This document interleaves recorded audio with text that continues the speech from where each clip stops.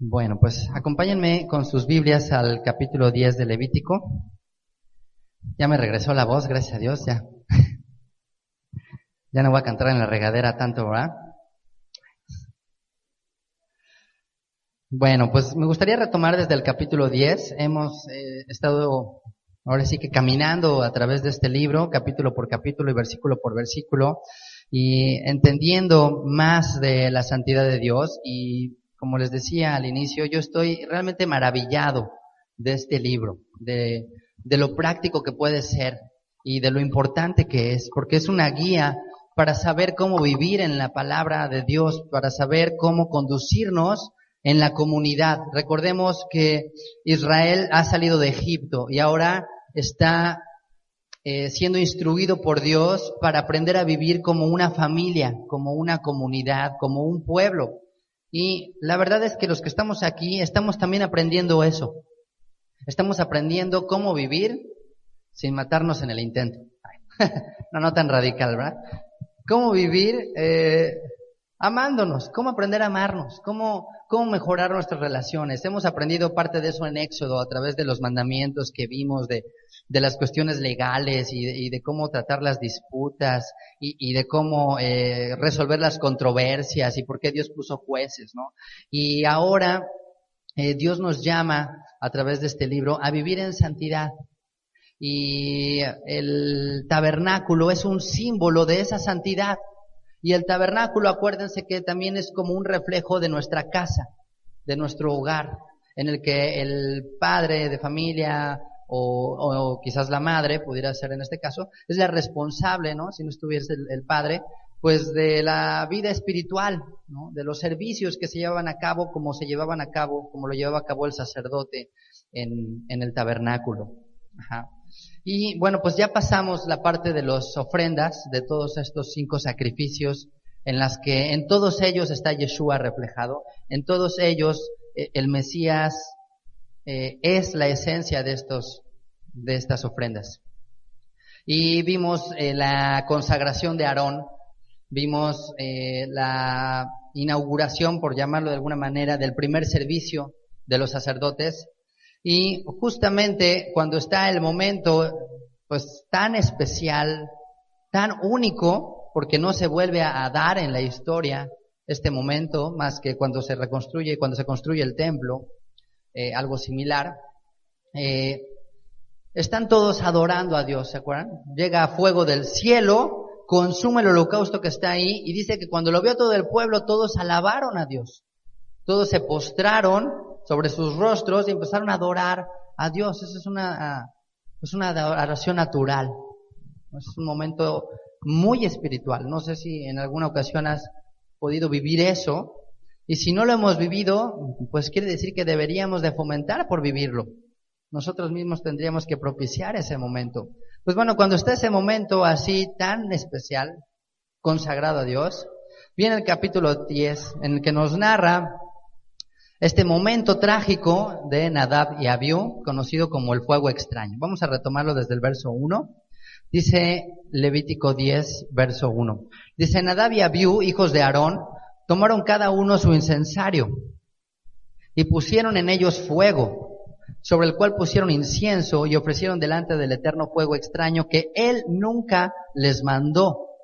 Salió fuego delante del Eterno y los quemó y murieron delante del Señor. Entonces dijo Moshe a Aarón: esto es lo que habló el Eterno diciendo: en los que a mí se acerca me santificaré, y en presencia de todo el pueblo seré glorificado.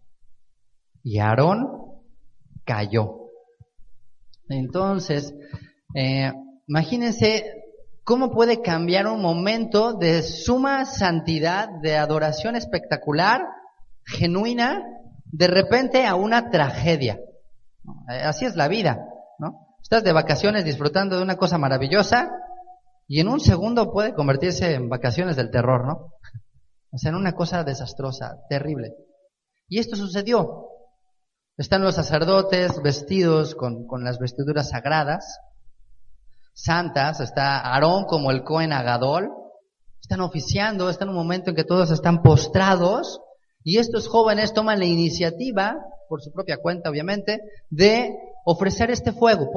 ¿Se acuerdan? El incensario era pues un recipiente en el que se le ponía como carbón, y entonces, pues quisieron llevar ese incienso al altar, como para avivar un poco más ese fuego, quizás, ¿no? Pero, pues era evidente que no era necesario hacer esto, porque ya Dios, pues imagínate el fuego que cayó y que consumió todo lo que había ahí, pues no era necesario que ellos añadieran algo a lo que está ahí. Ajá, y hay muchas explicaciones de por qué se da esto.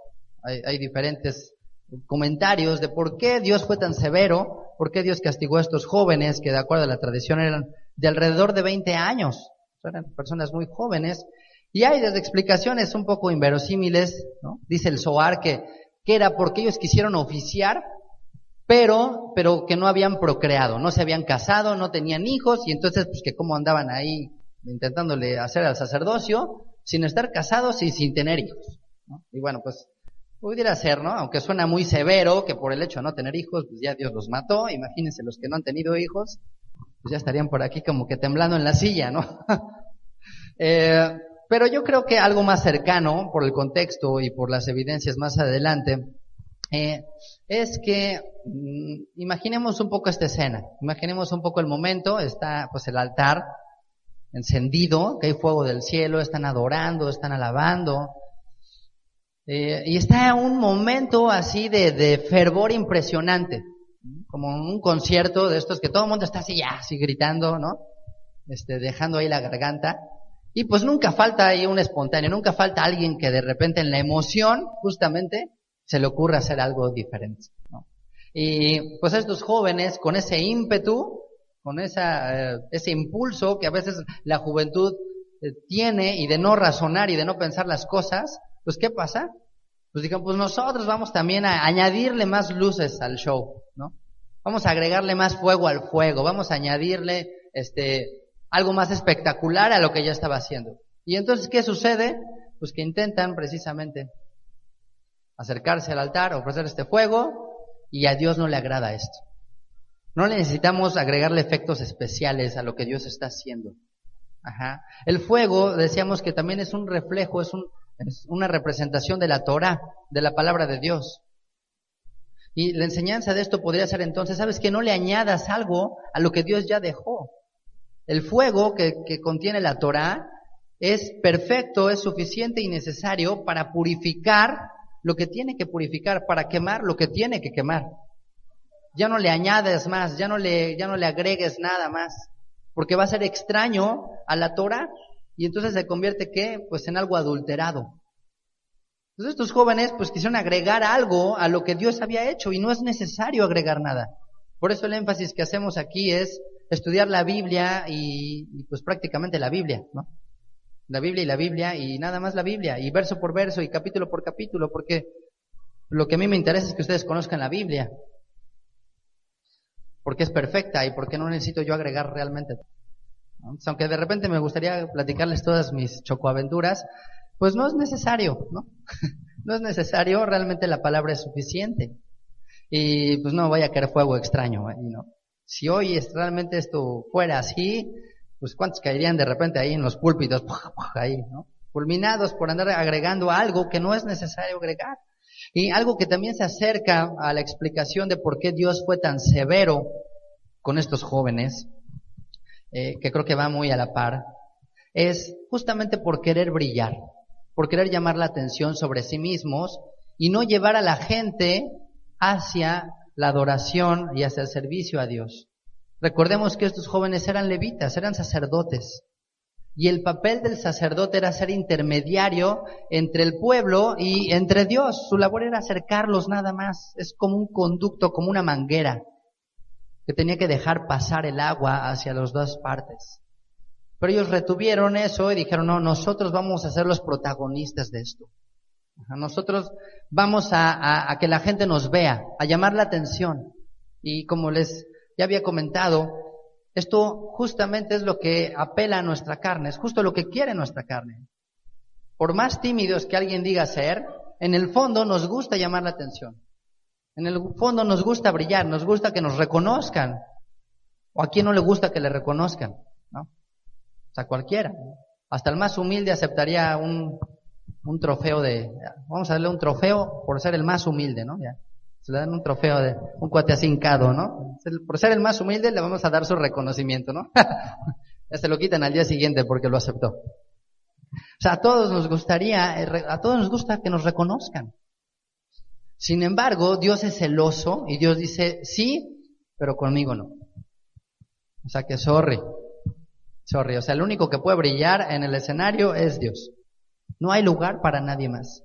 No hay espacio para que alguien más brille al lado de Él. Porque nosotros solo debemos de ser un reflejo. Nuestro llamado es ser como un espejo.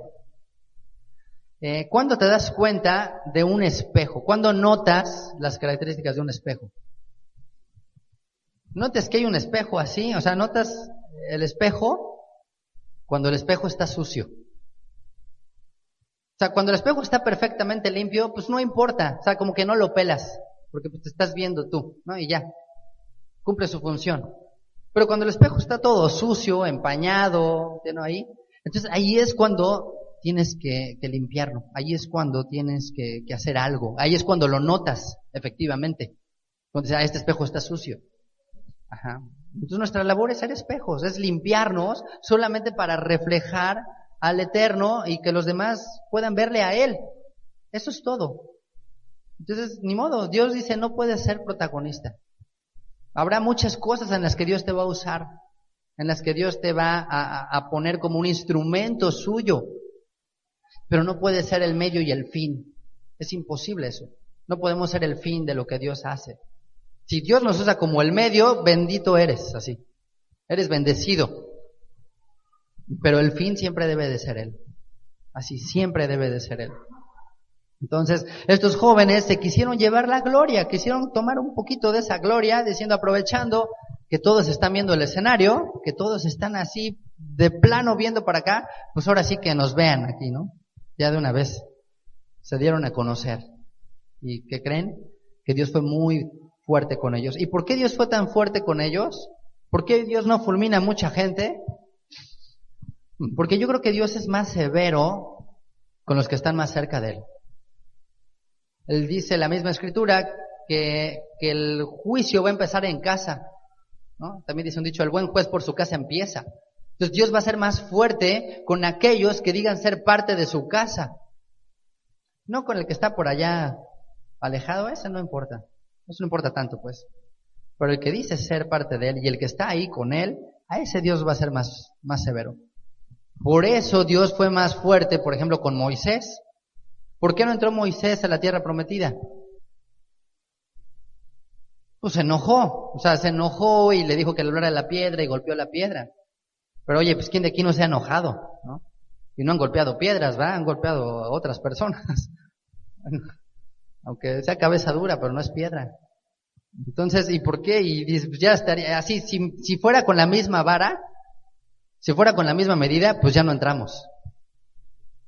Pero ¿por qué Dios fue tan fuerte con Moisés? Yo de verdad que a veces me ha dado vueltas la cabeza eso.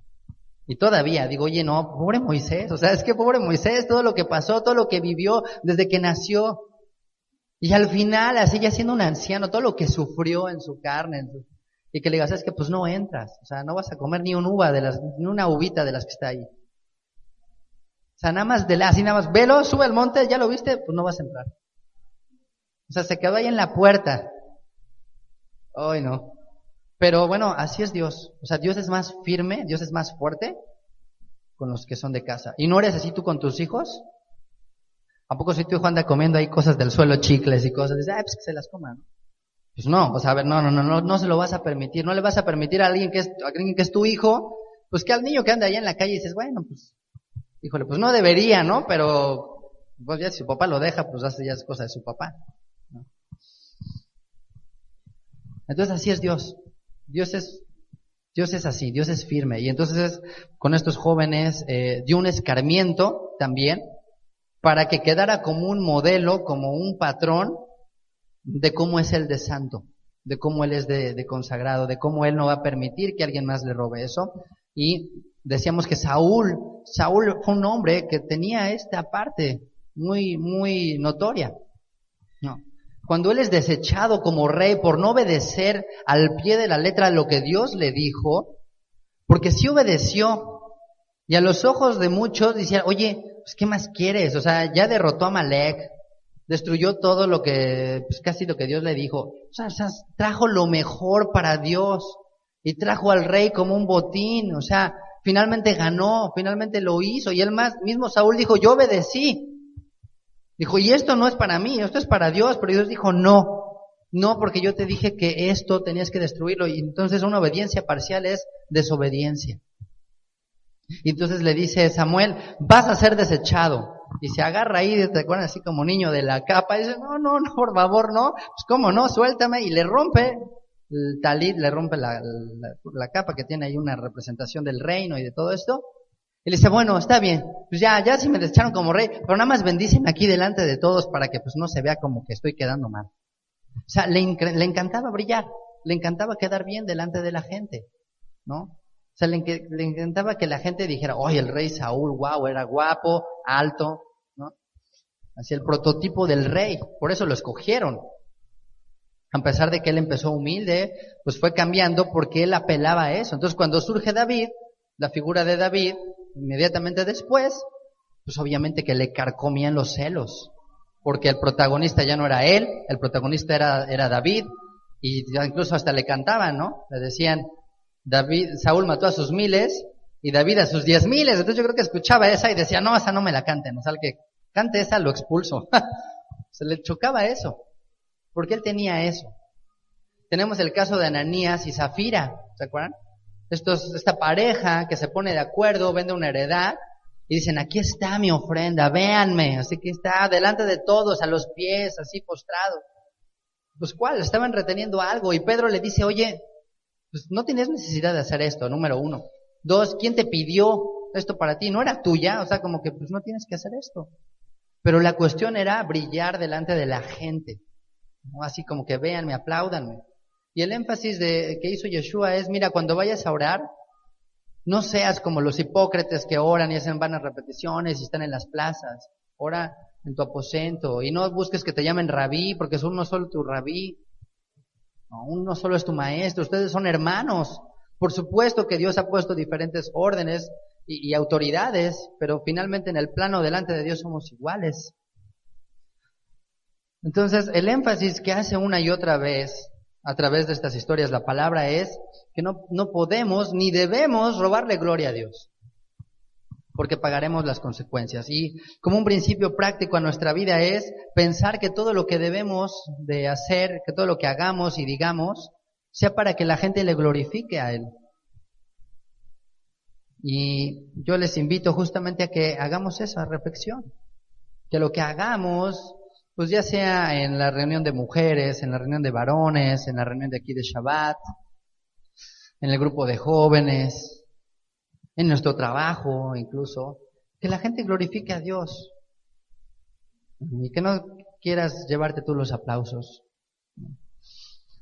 Y hay una razón más por las que posiblemente también fue Dios, les juzga Dios a estos dos jóvenes, es por lo que vamos a leer más adelante. Que bueno, entre ellas es pues que finalmente hicieron algo que Dios nunca les mandó. Es lo que dice el verso 1. Dice, ofrecieron delante del Señor fuego extraño que Él nunca les mandó. Nunca les mandó. Una lección muy básica de la vida es, no hagas algo que no te piden, ¿no? O sea, si Dios no te lo ordena, no lo hagas.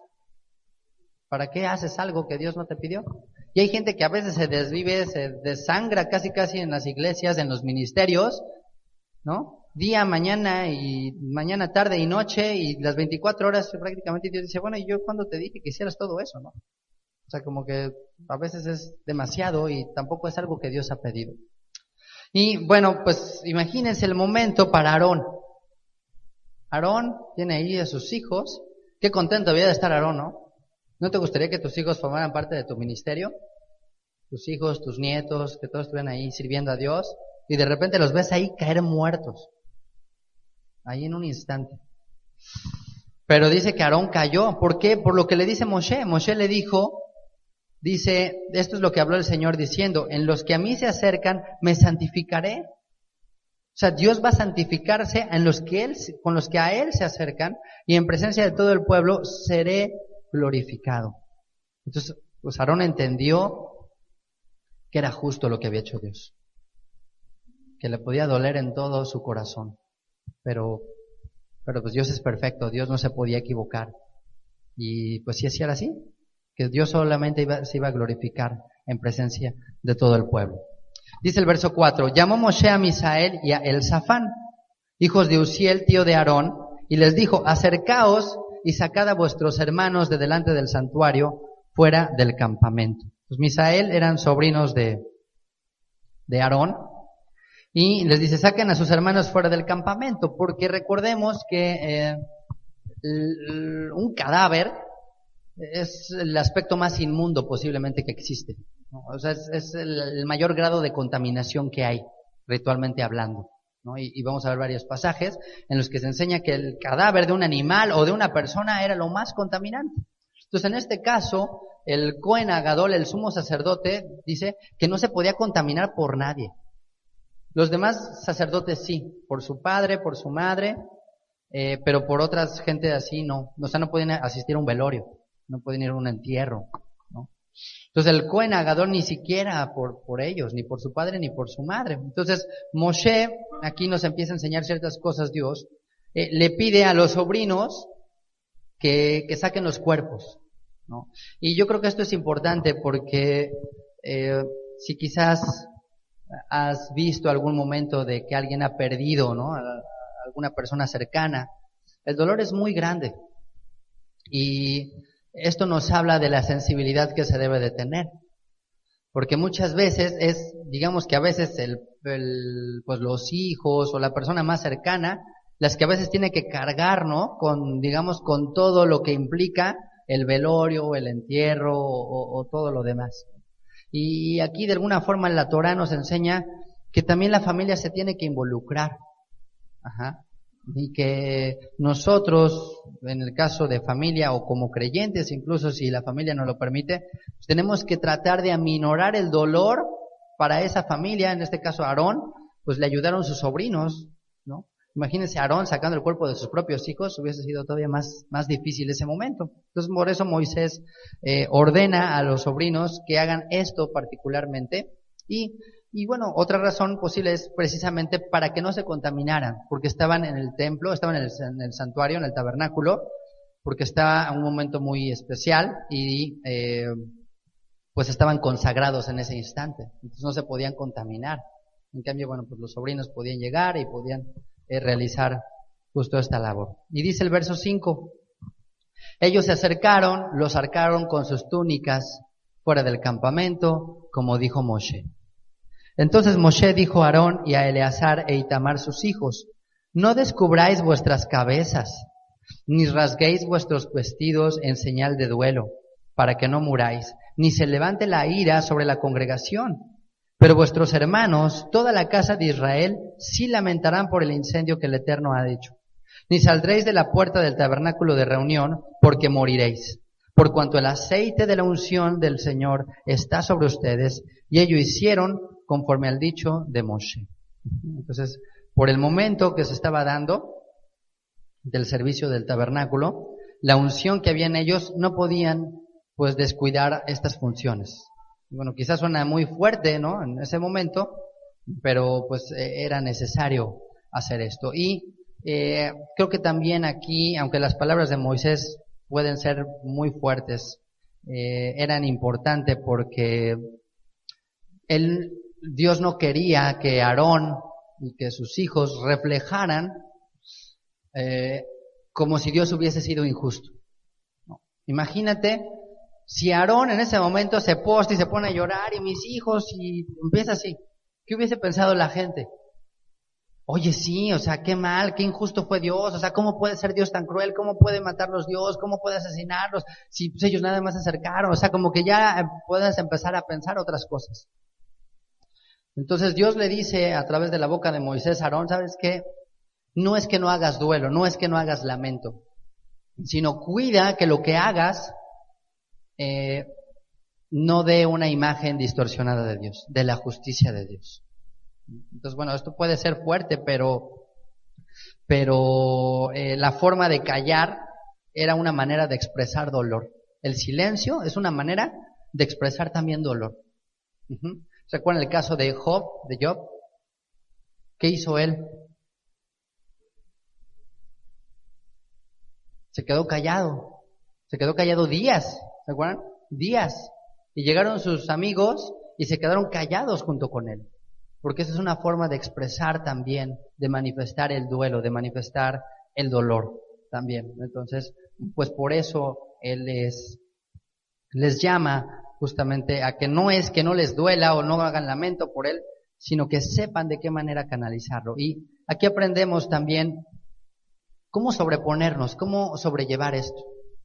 La Biblia dice que la aflicción, que muchas veces la tristeza de Dios produce arrepentimiento. Y dice que la tristeza del mundo produce muerte. Y justamente es lo que sucede cuando no tienes la palabra de Dios en tu vida, cuando no está el Mesías en tu corazón, viene una tragedia y puede ser el acabose para mucha gente, ¿no? Tengo un caso muy cercano de un primo de mi edad, justamente, a los 21 años lo atropellaron y murió pues prácticamente en el instante. Un año antes había muerto su abuelo y un año después de que muere él, de que muere mi primo, mi tía muere, su mamá muere. Y realmente los médicos comentaban que tenía mucho que ver porque ella se dejó, porque ella se abandonó a sí misma, porque no tenía fe, porque no había nada de lo que le sostuviera. Y fue muy difícil, ¿no? Ese momento, pero yo veo aquí a través de la Torá que en momentos así hay algo de lo que nunca debemos de dudar, y es de la justicia de Dios. Y yo le pido a nuestro Padre que ninguno de nosotros falte esa fe, que nos suceda lo que nos suceda, no perdamos la fe en que Dios es justo. Simplemente sostente de eso, porque quizás no haya otra cosa que te pueda sostener, quizás no haya otra cosa que te pueda consolar, pero por lo menos el saber que Dios no se equivoca, que Dios es justo, eso te puede sostener más adelante. Porque explicaciones podrán haber, pero nunca va a ser ninguna suficiente, ninguna te va a dar, pues, ahora sí que la satisfacción suficiente como para decir, ay, pues sí es cierto. No es cierto. Pero la justicia de Dios es el único bálsamo. Y Dios quería que Aarón y que sus hijos, a pesar de ese momento, siguieran manifestando que Dios es justo, que Dios no se equivoca. Y como lección de esto, cuando Moisés le dice, ¿saben qué? No rasguen sus vestiduras en señal de duelo para que no muráis, para que Dios no se moleste, porque le reflejan de otra manera. Es una manera también de decirles, ¿sabes qué? No se descuiden. No se descuiden. Y le dice más adelante, dice, no descubráis vuestras cabezas, ni rasguéis vuestros vestidos, para que no muráis. Y dice que no dejéis crecer su cabello. Entonces, cuando dice que no dejen crecer su cabello, evidentemente no es de pues, que el cabello les iba a crecer así, sino dice, ¿sabes qué? Te estoy hablando que en el futuro no te abandones, no descuides tu cuerpo, que es lo que mucha gente suele hacer, ¿no? Tristemente, cuando viene una cosa así, como les digo, la gente se abandona, ¿no? Descuida su aspecto físico, su apariencia externa, ¿no? Pues ya no les importa su cuerpo, ya no les importa comer, ya no les importa dormir. Y Dios dice, ¿sabes qué? No te abandones totalmente, porque sigue habiendo vida. Porque también dice en el judaísmo, y yo creo que es cierto, en cierta medida, que la Shekinah de Dios, la gloria de Dios, no posa sobre una persona que está triste o deprimida. O sea, es difícil que venga palabra profética a tu vida cuando estás en un estado de depresión. Por eso es bien difícil ese momento. Porque se hace como que un círculo, o sea, como que tienes que hacer un esfuerzo muy grande para salir. Porque si estás así, como que todo en la cuestión negativa y triste y deprimido, Dios no te habla. O sea, no es que Dios no te hable, sino que es difícil que se manifieste la gloria de Dios. En cambio, en una persona alegre, Es evidente que Dios va a hablar, va a manifestarse, te va a usar. Una persona triste no. Por eso hay gente que puede pasar deprimida años, pero no puede pasar alegre años, ¿verdad? Pero la depresión sí. Se dice que Jacob guardó alrededor de 22 años de luto por José. Y en esos 22 años, Dios no le habló a Jacob. Dios no le habló a Jacob en ningún momento, porque él guardaba el luto y la depresión. Hoy en día, pues el judaísmo ortodoxo, muchos de ellos visten de negro por el luto, por la destrucción del templo. Yo honestamente no coincido, no comparto eso. Yeshua dijo que había algo más grande que ese templo, que era Él, y Él está vivo. Por eso para nosotros debería de ser motivo de alegría y de vida el tenerle entre nosotros, en nuestro corazón. Y finalmente, cuando una persona se estaciona en un estado de depresión, aunque seas muy creyente, aunque sepas mucha Biblia, aunque digas tener mucha fe, no estás reflejando a Dios, estás dando una mala imagen de Dios, porque Dios no es así.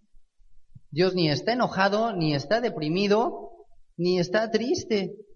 Le duelen muchas cosas a Dios, porque hay evidencias de la palabra que dice, y le dolió a Dios en su corazón, pero Dios no se queda estacionado en eso.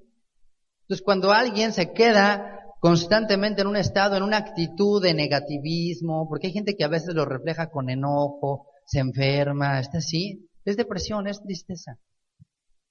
Pero ¿sabes qué? Eso puede llegar a convertirse en pecado. Si permaneces constantemente así, eso se puede ser pecado. Y en lugar de que la gente diga, ay, pobrecito, qué bueno, va a decir, nah, es que este cuate está mal. Conozco una persona que un día, le dieron una regañiza por andar llorando en Shabbat, ¿no? Que le dio por andar y llorar, ya llevaba como 2 o 3. Dijo, ya, ¿sabes qué? Ya. O sea, no vas a estar aquí llorando. O sea, aquí es Shabbat. Si no, vete a llorar allá con tus mocos, allá afuera. Y ya luego ya vienes aquí, porque aquí no es así. O sea, llora de domingo a viernes, pero en Shabbat no llores. Yo así como que, ay, en la torre, no, pues sí. O sea, a veces así tienes que reaccionar, ¿no? Y honestamente a veces yo les veo las caras como digo, ¿estarán seguros que será Shabbat? O se me hace que tienen cara de lunes o no sé, como que a lo mejor así van a trabajar y se confundieron y vienen, ¿no? Pero pues aquí no vienen a trabajar, o sea, aquí ya, nada más el simple hecho de decir, oye, hoy no trabajo, ya, o sea, ya me voy a alegrar, ya lo voy a disfrutar, o sea. Entonces, creo que estas son lecciones que Dios nos da a través de la vida de Aarón, de que tienes que seguir adelante, de que tienes que darte cuenta que tú sigues reflejando a Dios.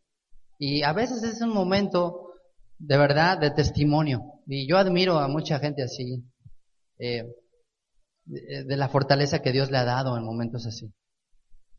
Yo me pregunto si podría, mucha gente que he visto, que en un momento tan difícil darle gloria a Dios, ¿no? O sea, es impresionante. Y justamente se cumple eso, ¿no? Cuando ves a alguien con paz en su interior, con tranquilidad, o sea, glorificas a Dios. Dices, esto no es normal, esto no es del mundo, esto tiene que venir de más allá. Y se cumple lo que dice que la paz que sobrepasa todo entendimiento, que viene de ahí. Y bueno, vamos a seguir leyendo, porque ya me colgué. Dice el verso 8. Y habló el Señor a Moshe diciendo, tú y tus hijos contigo no beberéis vino ni sidra cuando entréis en el tabernáculo de reunión, para que no muráis. Estatuto perpetuo será por vuestras generaciones. Así que quizás esta es otra de las razones por las que Dios fulminó a Nadab y Abiú, ¿no? Es una posibilidad, justamente por lo que se dice aquí, es pues que estaban embriagados, estaban ebrios, estaban intoxicados, y entonces les dijo, ¿saben qué? Cuando entren al tabernáculo no beban antes. O sea, tengan cuidado. Y bueno, aquí la palabra no beberéis vino ni sidra. La palabra sidra no es como la sidra que imaginamos, que de esa de manzana. La palabra sidra es la palabra shekar, que significa bebida fuerte. O sea, ¿sabes qué? Dicen, no tomes bebidas así, de esas pegadoras, de esas fuertes. O también se le conoce como bebida intoxicante, ¿no? O sea, que te va a distorsionar, vaya. Entonces dice, ¿sabes qué? Ni tú ni tus hijos beberéis vino ni sidra. Entonces, no está prohibido el beber vino. Vamos a ver después que no está prohibido beber vino, y aquí la palabra vino es tal cual, el vino de uva, el fruto de la vid. Ajá. Sin embargo, es interesante, y eso se los voy a dejar de reflexión, porque lo vamos a estudiar, pero para que lo vayan pensando, ¿por qué si sabemos los efectos del vino, y por qué si la misma Torá dice que no os embriaguéis con vino, en lo cual hay disolución, ¿no? ¿Por qué no lo prohíbe? ¿Y por qué incluso en ciertas festividades dice que se haga con vino, como en Pesaj, por ejemplo? Entonces, bueno, ¿por qué si es algo que hace daño con exceso, por qué Dios dice que sí lo hagas? O sea, como que, ¿sabes qué? Mejor lo prohíbo y ya de ahí ya se acabaron los problemas, ¿no? Entonces vamos a ver qué razones tiene Dios para hacer algo así. Entonces, bueno, una posibilidad es que ellos estaban ebrios y pues evidentemente distorsiona los sentidos, y Dios nos da muchas advertencias acerca de la embriaguez, acerca del exceso en el tomar, ¿no? Dice el Proverbios 21, dice, el vino lleva a la insolencia y la bebida embriagante al escándalo. Nadie bajo sus efectos se comporta sabiamente. Así que, pues, aunque los borrachos digan que son más fuertes y más sabios, no es cierto. La Biblia dice que no es así, dice nadie se comporta sabiamente, ¿no? Y si no, pues semejantes shows, ¿no? Que de repente se ven ahí. Entonces, dice, el vino lleva a la insolencia, o sea, ya saben, el típico de que ya con unas copas de más, ahora sí, a ver, ¿no? Yo soy aquí Superman. Dice, y la bebida embriagante al escándalo, ¿no? Pues, ¿cuántos escándalos no se dan justamente por eso, ¿no? Y dice Efesios 5:18, no os embriaguéis con vino, en lo cual hay disolución, antes bien, sed llenos del Espíritu. Entonces tenemos que tener mucho cuidado en esta área, porque puede ser de tropiezo. Y aquí no es una cuestión de medida, ¿no? De todo con medida, ¿no? Todo, nada con exceso, todo con medida. Aquí no hay así. O sea, la medida es la que cada uno en su corazón, en su interior y en su cuerpo sepa que debe de tener, sin llegar a ser tropiezo para otros. Porque hay gente que se puede tomar, no sé, 2 tragos y a lo mejor pues ya se embriagó y entonces no puede tomar más o no debe llegar a eso. Y hay gente que a lo mejor se puede tomar 1 copa o 2 copas, o como rabinos que se pueden llegar a tomar 4 copas en Pesaj y no pasa nada. Bueno, pues a lo mejor podrán ellos, pero entonces no hay una medida. ¿Cuál es la medida? La medida es, no seas tropiezo para nadie, no dejes de darle gloria a Dios. Entonces no está prohibido el vino, pero sí tenemos que tener mucho cuidado en esta área. Mucho cuidado de lo que hacemos. Incluso en Shabbat, porque en Shabbat se puede convertir en una cuestión de tropiezo. Si invitas a alguien que nunca ha celebrado Shabbat y tú sacas ahí tus botellas o tu botella, y a lo mejor esa persona está batallando en esa área, o Dios lo está sacando de eso, y tú le estás haciendo ahí el kiddush, imagínate. O sea, ahora sí que 180 grados. Lo que va a ser santo se convierte en algo profano, ¿no? Igual, bueno, hay varias anécdotas, ¿no? Pero una de ellas me acuerdo que alguien me decía que, pues de repente, pues eran un montón y una botella y otra botella y otra botella, hasta que alguien dijo, oigan, pues ya, o sea, como que, pues ¿cuánta botella? O sea, pues no se trata de qué. O sea, ya. Y sí es cierto. Entonces no pasa nada si no tomas vino en Shabbat. Pues puedes tomar tu juguito de uva y es perfectamente válido para hacer Shabbat. Ajá. Entonces, no está prohibido el vino. De hecho, el vino, de acuerdo al Salmo 94, dice que alegra el corazón del hombre.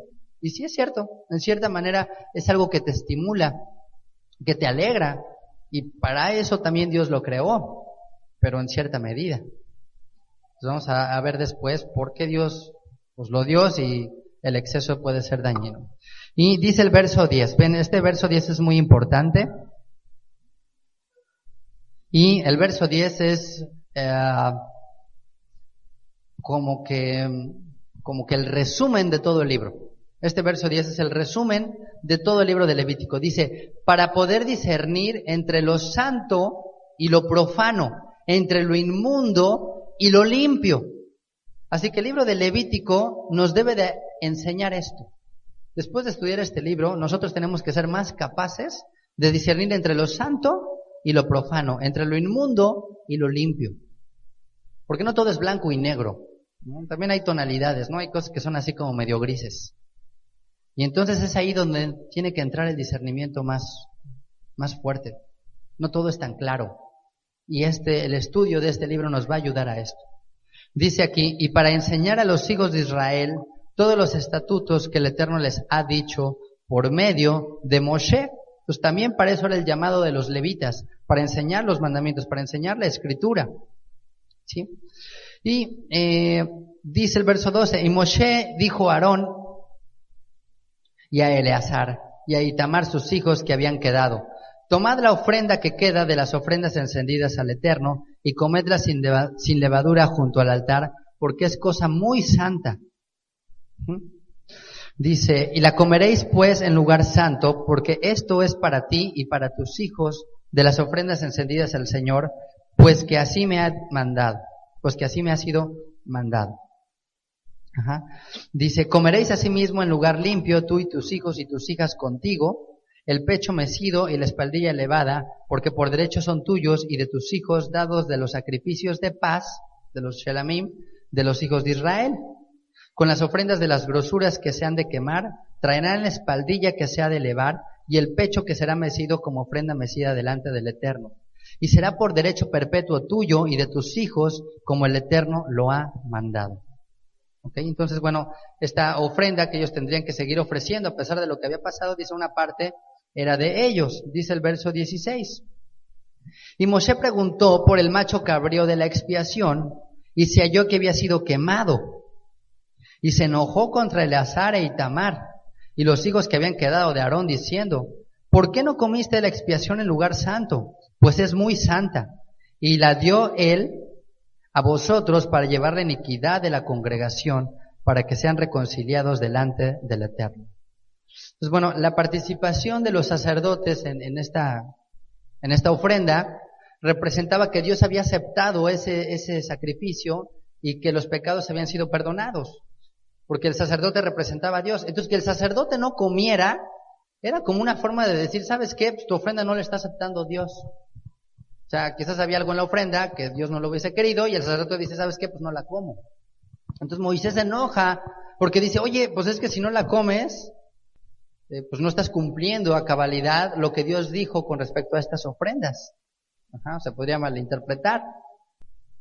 Pero el verso 18 dice, sigue diciendo aquí Moisés, ved que la sangre no fue llevada dentro del santuario y vosotros debíais comer la ofrenda en el lugar santo como yo mandé. Y respondió Aarón a Moshe, he aquí, hoy han ofrecido su expiación y su holocausto delante del Eterno, pero a mí me han sucedido estas cosas. Si yo hubiera comido hoy del sacrificio de expiación, ¿sería esto grato al Señor? Y cuando Moshe oyó esto, se dio por satisfecho.